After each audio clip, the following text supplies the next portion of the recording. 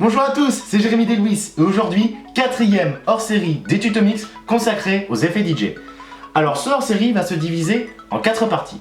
Tout d'abord, nous allons aborder les effets basiques de coloration du son. Ensuite, nous allons aborder les effets basiques marchant au BPM, au tempo de la musique. Une troisième partie qui parlera des nouveaux effets de coloration du son.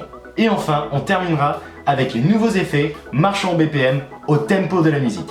Alors, 2 choses à savoir avant de rentrer dans le vif du sujet. Premièrement, pour les 2 premiers épisodes de ce hors-série où l'on traitera des effets basiques, j'ai pris comme modèle la référence sortie il y a plus de 10 ans au niveau des tables de mixage 4 voix avec effet, la DJM 800 de chez Pioneer. Ça, c'est le premier point. Second point, vu que je prends comme référence un produit Pioneer, tous les effets que je vais te présenter viendront donc de cette marque-là. Donc si jamais tu as du matos d'une autre marque, n'hésite pas à checker ton mode d'emploi afin de trouver les équivalents aux effets que je vais te présenter. Ne t'étonne pas non plus si jamais tu ne trouves pas d'équivalent car certains effets sont propres à la marque. D'accord ?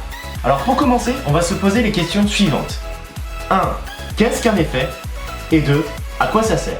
Donc pour répondre à cette première question, j'ai cherché dans le Robert le sens du mot effet, mais je n'ai rien trouvé concernant le mot effet, mais les effets dits audio en musique. Donc je me rabats sur la définition trouvée sur Wikipédia, qui est la plus simple selon moi. Donc je sors mes petites lunettes et je vais te les lire. Donc les effets ou effets audio sont des dispositifs électroniques ou informatiques permettant la modification d'un signal sonore en vue de le rendre plus agréable à l'écoute, de le corriger, ou même de le rendre méconnaissable afin d'en tirer un rendu sonore inédit. Bon, la définition étant assez claire, je ne vois pas l'intérêt de t'en faire un diaporama cette fois-ci, d'accord ? Ok, maintenant répondons à la seconde question. À quoi ça sert ? Eh bien, au même titre que le sel et le poivre dans les plats cuisinés, les effets sont là pour donner du goût à ton mix. Sans effet, il sera fade et plat, mais si tu arrives à bien le saupoudrer avec quelques effets bien placés, tu arriveras à te l'approprier et à le rendre plus personnel et différent par rapport au mix des autres DJ. Et voilà, après les explications, maintenant passons à la pratique. Let's go. Ok, nous voici avec notre contrôleur afin de te présenter les premiers effets de base que tu peux utiliser en mix. Donc il existe 2 catégories d'effets comme je t'ai dit au début de la vidéo. Il y a les effets marchant au BPM, au tempo de la musique, que l'on trouve ici sur le contrôleur et ici. Et enfin, deuxième catégorie, les effets de coloration, afin, comme son nom l'indique, de donner une couleur bien spécifique au son joué, appelé en anglais les Sound Color FX, qui se trouvent ici. Il existe des effets marchant au BPM, qui colorent le son, c'est le cas du flanger et du phaser que l'on verra prochainement. Et inversement, il existe des effets de coloration marchant au tempo, comme le filtre, qui peut être soit automatique, auquel cas marchant au tempo, soit manuel. Mais ne t'inquiète pas, je te montrerai tout cela en exemple. Mais ces effets mêlant BPM et coloration ne seront abordés qu'une seule fois dans ce hors-série afin de ne pas faire doublon par la suite. Alors commençons par notre premier effet de base au niveau coloration du son, l'effet pitch. Qu'est-ce que l'effet pitch ? Alors le pitch, appelé sur la DJM 800 harmonique, est un effet permettant de modifier la tonalité du son, soit en la montant, soit en la descendant. Donc dans le sens horaire, donc vers la droite, on va monter la tonalité, comme ceci.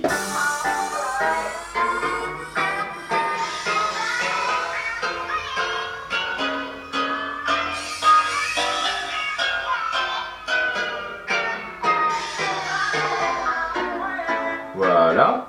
Et dans le sens anti-horaire, donc vers la gauche, on descend la tonalité.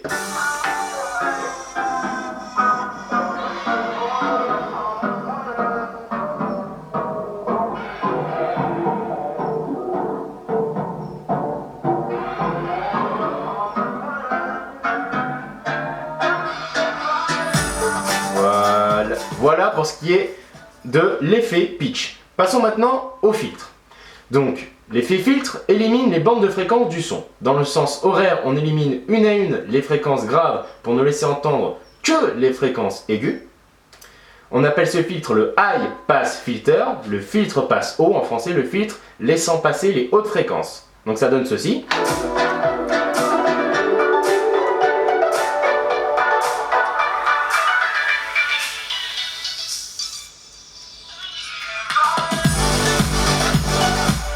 Voilà.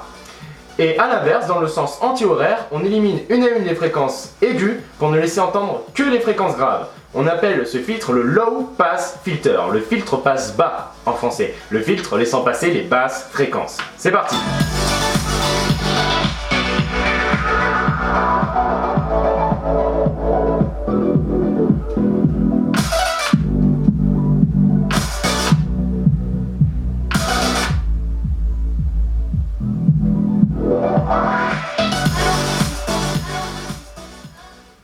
Voilà pour le filtre. Passons maintenant à notre troisième effet de base au niveau de la coloration du son, l'effet sweep. Donc qu'est-ce que l'effet sweep? Le sweep en fait incorpore deux types de filtres.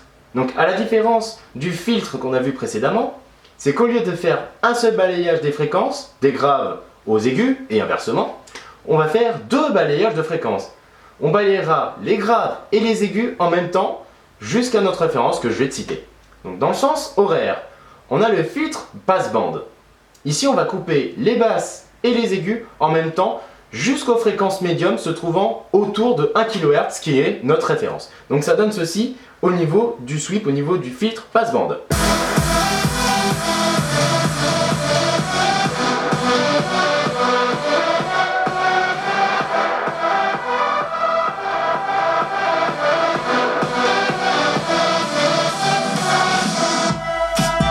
Voilà.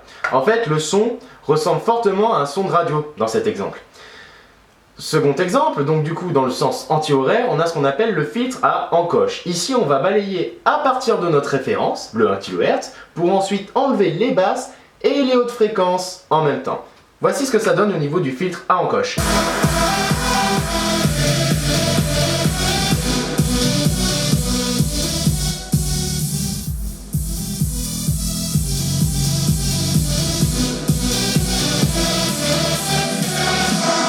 Voilà. En fait, pour imager, le filtre passe-bande enlève les fréquences de l'extérieur, les basses et les hautes fréquences pour aller vers notre fréquence médium de référence qui est le 1 kHz. Et le filtre à encoche enlève les fréquences de l'intérieur. C'est à partir de notre référence que l'on va enlever les basses et les hautes fréquences. D'accord? Voilà. Et enfin, dernier effet, le crush. Donc qu'est-ce que le crush? Le crush est un effet de détérioration du son, une sorte de distorsion contrôlée, qui peut s'apparenter au son créé par les consoles de jeux vidéo 8 bits des années 80. En fait, quand on tourne le potard donc dans le sens anti-horaire, donc vers la gauche, on a uniquement d'abord l'effet crush.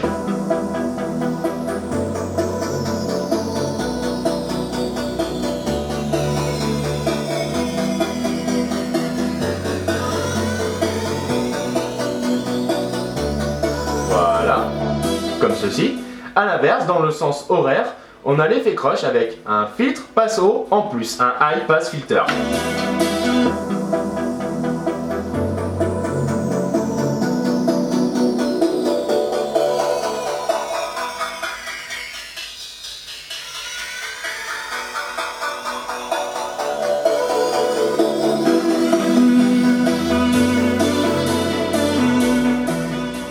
Voilà pour ce qui est des effets de base au niveau de la coloration du son.